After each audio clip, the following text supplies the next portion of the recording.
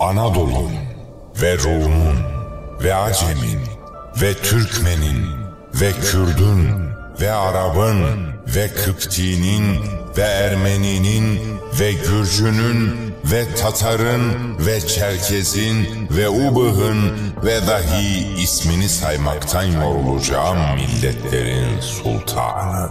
Selim, Zaferler Sultanı yakında TRT 1'de. Herkese merhaba. TRT 1'in ilerleyen sezonlarda hayata geçirmesi beklenen büyük projelerden biri, Osmanlı tarihinin en güçlü padişahlarından Yavuz Sultan Selim'in hayatına odaklanacak. Şimdilik Yavuz adıyla anılan dizinin Osmanlı-Safevi mücadelesini, taht kavgalarını ve Yavuz'un siyasi zekasını ekrana taşıması planlanıyor. Başrolde Yavuz Sultan Selim'i canlandırması için İbrahim Çelikkol'un adı öne çıkarken, yan rollerde 2. Beyazıt ve Şah İsmail gibi tarihi karakterlerin de yer alması bekleniyor. Yapımcısından yönetmenine, senarist kadrosuna kadar henüz resmi açıklamalar yapılmasa da proje, güçlü karakter kadrosu ve etkileyici dönem kurgusuyla şimdiden merak uyandırıyor. Eğer planlandığı gibi hayata geçerse, Yavuz dizisi izleyiciye sadece tarihi bir anlatı değil, aynı zamanda taht mücadelesi, strateji, ihanet ve kararlılıkla örülü görkemli bir hikaye sunacak.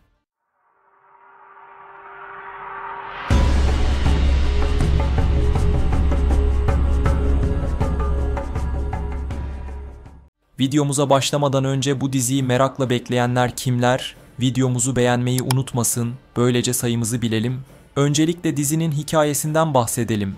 Dizi, Osmanlı İmparatorluğu'nun en kritik dönemlerinden birine ışık tutacak. Taht için babası 2. Bayezid'le yaşadığı mücadele, kardeşleriyle girdiği iktidar kavgası ve doğuda yükselen Safevi tehdidine karşı verdiği savaş, hikayenin temelini oluşturuyor. Sessizce başlayan bu çekişmeler, kısa sürede hem sarayın içinde hem de Anadolu'nun dört bir yanında büyük bir hesaplaşmaya dönüşüyor. Yavuz Sultan Selim'in zekası, kararlılığı ve sert mizacı, sadece Osmanlı'nın kaderini değil, aynı zamanda dönemin dengelerini de değiştirecek güce sahip. Çaldıran Savaşı gibi tarihe yön veren olaylar dizinin merkezinde yer alırken, ihanet, sadakat ve güç arayışıyla örülü dramatik bir yolculuk izleyiciyi bekliyor. Bu yönüyle proje, hem tarihi olayların ihtişamını hem de kişisel hırsların derinliğini ekrana taşımaya hazırlanıyor. Projenin kökenine baktığımızda Yavuz Sultan Selim dizisi fikri aslında uzun yıllardır gündemde. İlk söylentiler 2010'ların ortasında ortaya çıktı. 2013'te yapımcı Fatih Aksoy, Fatih dizisinin ardından Bayezid, Cem ve Yavuz Sultan Selim dönemlerini anlatan projeler planladıklarını açıklamıştı. 2020'den itibaren ise dijital platformlara yönelik iddialar gündeme geldi. Eksen için Yavuz adında 3 sezonluk bir dönem dizisi hazırlanacağı, başrolde Cengiz Coşkun'un olacağı ve çekimlerin Amasya'da yapılmasının düşünüldüğü haberleri basına yansıdı. Ancak bu proje resmi onay almadı ve yayınlanmadı. 2023'ün sonunda bu kez ICNN Medya'nın 8 bölümlük büyük bütçeli bir Yavuz Sultan Selim dizisi hazırlığında olduğu duyuruldu. Haberlere göre Mısır seferi için Sina Çölü dekorları kurulacağı konuşuldu. Fakat oyuncu kadrosu açıklanmadı. 2024 ile 2025 döneminde ise yeni söylentiler TRT'nin dijital platformu Tabii üzerinden gündeme geldi. Bu haberlere göre dizinin tarih danışmanlığını Ahmet Anapalı üstlenecek ve yapımın tarihi olaylara daha sadık kalması hedeflenecek. Yavuz Sultan Selim'in özellikle Safevi ve Mısır seferlerinin ekrana taşınması planlanıyor. Tüm bu gelişmelere rağmen şu ana kadar TRT veya yapım şirketleri tarafından verilmiş resmi bir onay bulunmuyor. Dolayısıyla projenin hayata geçmesi halinde bile en erken 2026 ile 2027 yıllarında izleyiciyle buluşabileceği düşünülüyor. Yavuz Sultan Selim dizisinin televizyonda yayınlanacak versiyonu yapılacaksa bu noktada en çok adı geçen isim Emre Konuk.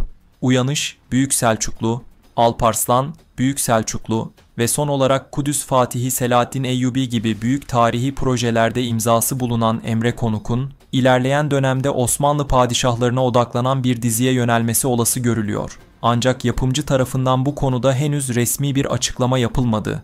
Eğer Emre Konuk bu projeyi üstlenmezse TRT 1'de yayımlanan Mehmet, Fetihler Sultanı dizisinin yapımcılarının Yavuz Sultan Selim'i konu alan yeni bir diziye yönelmesi ihtimaller arasında değerlendiriliyor. Fakat bu ekibin mevcut projelerini tamamlamadan yeni bir yapım sürecine girmesi beklenmediği için Yavuz dizisinin hayata geçmesi için birkaç yıl daha beklenmesi gerektiği düşünülüyor. İbrahim Çelikkol'un Yavuz Sultan Selim rolü için adı geçmesi izleyicilerde büyük bir merak uyandırmış durumda. Fiziksel yapısı, sert bakışları ve güçlü oyunculuğu düşünüldüğünde bu rol için oldukça uygun bir aday olarak görülüyor.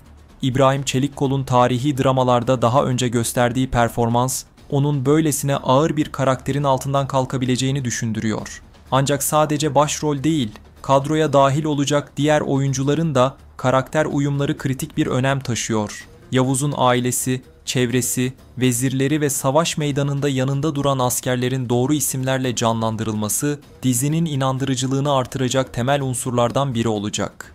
Dizinin tanıtımlarının seyirciyi ne kadar etkileyebileceği ise merak konusu. Eğer yapım, güçlü fragmanlar ve tarihi atmosferi doğru yansıtan görüntülerle ekrana gelirse, beklentileri yüksek tutmanın seyirciyi hayal kırıklığına uğratmayacağı söylenebilir. Özellikle geçmişte Yavuz Sultan Selim'in hayatına dair denemeler yapılmış olsa da, bu kez hazırlıkların daha titiz, senaryonun daha derinlikli olduğu konuşuluyor. Bu da diziyi benzer projelerden üstün kılabilecek bir özellik. Hikayenin işleniş biçimi ise asıl heyecanı yaratacak nokta. Çocukluğundan itibaren tahtı alacağının işaretlerini veren Yavuz'un, kitaplara konu olmuş hikayeleri ve efsaneleşmiş kararları seyirciyi ekrana kilitleyebilecek güçlü dramatik anlar barındırıyor. Dizi bu detayları sadece yüzeysel değil, karakterin iç dünyasına ve siyasi zekasına da değinerek işlerse, tarihi bir yapımdan çok daha fazlası olma potansiyeline sahip. Sonuç olarak, güçlü bir oyuncu kadrosu, titiz bir senaryo, doğru reklam stratejisi ve tarihi olayların derinlikli işlenmesi sayesinde Yavuz Sultan Selim dizisinin rağbet görme ihtimali oldukça yüksek. Daha başlamadan konuşulmaya başlanmış olması bile bu beklentiyi kanıtlıyor. Eğer yapımcılar seyircinin merakını diri tutmayı başarırsa, dizi hem Türkiye'de hem de uluslararası arenada ses getiren yapımlar arasına girebilir. Yavuz Sultan Selim dizisinin tutma ihtimali şimdiden pek çok faktörün bir araya gelmesiyle değerlendiriliyor. Öncelikle kadro seçiminde öne çıkan isimlerin performans gücü, projenin en kritik unsurlarından biri olacak. Başrol için adı geçen İbrahim Çelikkol'un Yavuz karakteriyle uyumunun izleyici tarafından nasıl karşılanacağı büyük merak uyandırıyor. İbrahim Çelikkol'un hem karizmatik görünümü hem de dramatik rollerdeki başarısı bu karakterin altını doldurabileceğine işaret ediyor. Ancak sadece başrol değil, özellikle 2. Bayezid ve Şah İsmail gibi dönemin diğer güçlü figürlerini canlandıracak oyuncuların da çok doğru seçilmesi gerekiyor. Çünkü bu karakterler, Yavuz'un hikayesini taşıyan en önemli karşıt güçler ve onların inandırıcılığı dizinin kalitesini doğrudan etkileyecek. Dizinin tutma ihtimalini belirleyecek bir diğer faktör yayın günü olacak. Rating rekabetinin yoğun yaşandığı bir günde ekrana gelirse, bu durum projenin başarısını gölgeleyebilir.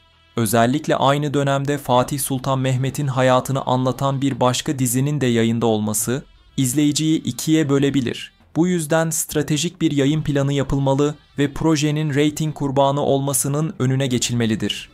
Belki de dizinin en az 1 ila 2 yıl sonrasına planlanması hem daha iyi bir hazırlık süresi sunacak hem de rekabeti azaltarak ilgi odağı olmasını sağlayacaktır. Senaryo tarafında ise beklentiler oldukça yüksek. Mehmet, Fetihler Sultanı dizisinin beğenilen ve titizlikle hazırlanmış senaryosu bu yeni projeye de bir kıyas noktası oluşturuyor.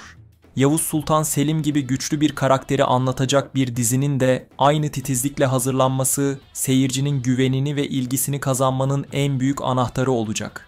Çocukluğundan itibaren tahtı alacağını belli eden karakter yapısı, kitaplara konu olmuş olayları ve dramatik tarihi dönüm noktalarıyla bu hikaye, ekran karşısında izleyiciyi sürükleyici bir deneyime davet ediyor.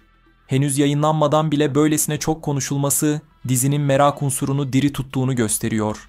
Sosyal medyada yapılan tartışmalar, kulis bilgileri ve seyircilerin yüksek beklentileri, projenin potansiyelini şimdiden ortaya koyuyor. Eğer yapımcılar sabırlı davranır, senaryoyu güçlü bir şekilde inşa eder ve doğru yayın stratejisiyle diziyi ekrana getirirse, Yavuz Sultan Selim dizisinin tutma ihtimali ortalamanın çok üzerinde olacaktır. Bu yapım sadece tarih meraklılarını değil, aksiyon ve dram seven geniş bir izleyici kitlesini de kendine çekme şansına sahip görünüyor. Peki sizce Yavuz Sultan Selim dizisi de olmalı mı? Sizler de bu konudaki düşüncelerinizi yorumlar kısmına yazmayı unutmayın. Ayrıca yeni içeriklerimizi kaçırmamak için kanalımıza abone olmayı ve videomuzu beğenmeyi unutmayın. Yeni bir videoya kadar kendinize çok iyi bakın, görüşmek üzere.